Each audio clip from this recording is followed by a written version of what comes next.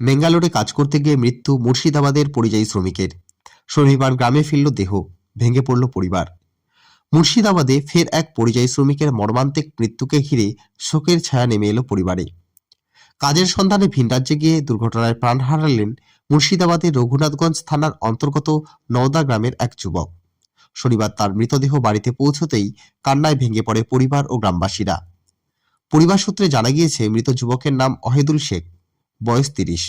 তিনি প্রায় ৪৫ দিন আগে রাজমিস্ত্রির কাজ করতে কর্ণাটকের ম্যাঙ্গালোরে গিয়েছিলেন।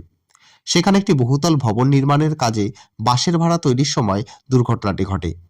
কাজ করার সময় উপর থেকে নিচে পড়ে যান বলে জানা যায়। গুরুতর আহত অবস্থায় তাকে স্থানীয় হাসপাতালে নিয়ে যাওয়া হলে চিকিৎসকরা তাকে মৃত বলে ঘোষণা করেন।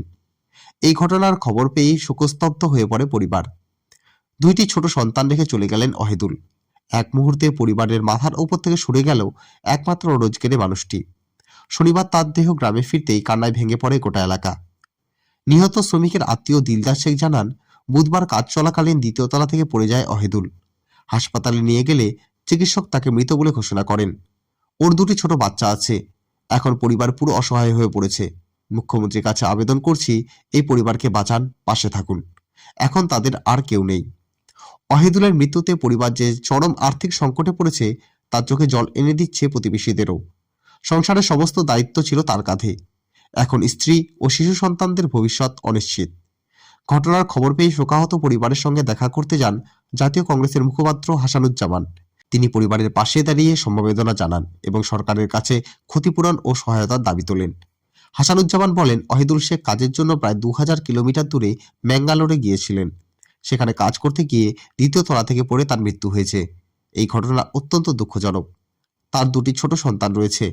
আমি মুখ্যমন্ত্রীর কাছে আবেদন জানাবো, এই পরিবারকে সরকারি সহায়তা ও চাকরির ব্যবস্থা করা হোক। তিনি আরও বলেন, মুর্শিদাবাদে যদি বড় শিল্প স্থাপন হতো, তাহলে এখানকার শ্রমিকদের এত দূরে কাজ করতে গিয়ে প্রাণ যেত না। আমরা বারবার আম ও লিচুকে কেন্দ্র করে কৃষি শিল্প গড়ার দাবি জানিয়েছি। সাগরদিঘি তাপবিদ্যুৎ প্রকল্পের মতো বড় জায়গা থাকা সত্ত্বেও স্থানীয় শ্রমিকরা কাজ পাচ্ছেন না। এই পরিবারের পাশে দাঁড়ানো সরকারের দায়িত্ব। পরিযায়ী শ্রমিকের মৃত্যুর এই ঘটনায় ফের একবার উঠে এলো মুর্শিদাবাদে কর্মসংস্থানের অভাবে করুণ বাস্তব চিত্র। জীবিকার তাগিদে ভিন রাজ্যে গিয়ে প্রাণ হারাচ্ছেন একের পর এক শ্রমিক, আর পিছনে পড়ে থাকছে অসহায় পরিবার, অনাথ শিশু ও কান্না ভেজা ভবিষ্যৎ। কাজে গিয়েছিল ম্যাঙ্গালোরে, আরডিআর কান্নুরে। হ্যাঁ, ওইখান থেকে ভাড়া বানছিল প্লাস্টারের জন্য।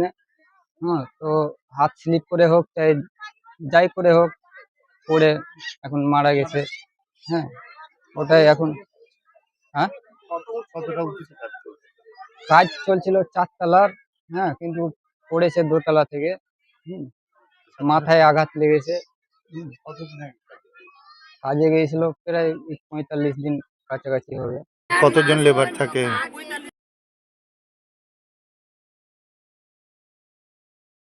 সবই কি এলাকারই? হ্যাঁ, সব আশেপাশে এলাকারই, সব আমাদের। হ্যাঁ, সব জঙ্গিপুরেরই, আমাদের ওই পাড়েরই সব। হ্যাঁ, সব ওখানেই কাজ করে। আমি করতাম ওইখানে, কিন্তু আমি যাই না ৬ মাস থেকে। এখন আমার নাম সাবির শেখ, আমারই ছোট ভাই। এটা লওদা গ্রাম। এর বাড়িতে ওর স্ত্রী, ২টো ছেলে আছে। রোজগার করার মতন আমার এই ভাইটাই ছিল, তাছাড়া এখন আর কেউ নেই। এটাই সরকারের কাছে আবেদন করছি, যেন সরকার একটু সাহায্য করে বা এদেরকে দেখার জন্য একটু করে। আপনার নাম? আমার নাম সাবির শেখ, ভাইয়ের নাম ওয়াহিদুল শেখ। এই পরিবারে কি দেখছেন? আপনারা তো দেখতে পাচ্ছেন, এটা সম্ভবত ৫-৬ বছর বয়স হবে। এটাই বড়। আর একটা ছোট আছে, ২টো বাচ্চা, বিধবা, সদ্য বিধবা স্ত্রী।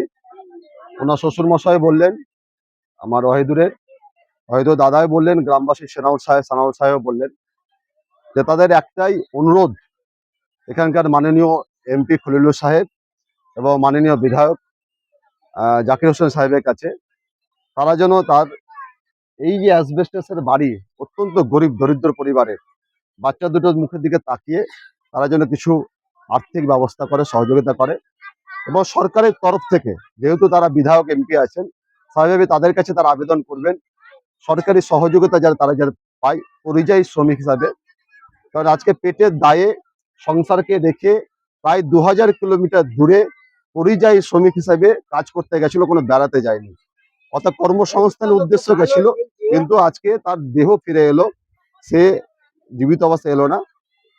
স্বাভাবিক আমাদেরও সেই দাবি থাকবে। আমরা তো বিরোধী দল করি, আমরা তো সরকারকে কেবলমাত্র দাবি করতে পারি, বলতে পারি, চাপ সৃষ্টি করতে পারি, তাছাড়া তো আমাদের কিছু করার নাই। তবে ব্যক্তিগতভাবে কংগ্রেস পার্টির তরফ থেকে আমরা যা যা করা করব। কিন্তু এই বিষয়ে বারবারই মুখ্যমন্ত্রী দৃষ্টি আকর্ষণ করছি যে মুর্শিদাবাদের কিসের জন্য আজকে কাজ করতে যাবে আর তারপরে ফিরে আসবে নিথর দেহ হিসাবে। কিসের জন্য মুর্শিদাবাদে আমের মতো ফলন হয়, লিচুর মতো ফলন হয়, পাটের মতো একটা কৃষক যে হয়, ধানের মতো শিল্প হয়, এই সমস্ত এলাকাতে কেন ইন্ডাস্ট্রি তৈরি হবে না, যাতে বলে ঘরের ছেলে ঘরের মধ্যেই কাজ পায়, কর্মসংস্থানের উদ্দেশ্যে পরিযায়ী শ্রমিক হিসেবে যেতে না হয়। এটা কিন্তু মুখ্যমন্ত্রীর দেখা দরকার। মুর্শিদাবাদ সবসময় বঞ্চিত রাখা হচ্ছে, কিসের জন্য মুর্শিদাবাদ বঞ্চিত করা হবে, এটা আমরা দাবি তুলেছি। এর আগে আমরা দেখলাম সোহেল রানা কিভাবে মৃত্যু হলো। তার প্রায় এই এক মাসের মধ্যে সোহেল রানা থেকে শুরু করে বেলডাঙ্গা, এই রঘুনাথগঞ্জের মির্জাপুর থেকে শুরু করে একদম ফরাক্কার বিভিন্ন জায়গাতে পরিযায়ী শ্রমিক কিন্তু মৃত্যু ঘটেই চলেছে, মৃত্যু মিছিল চলছে।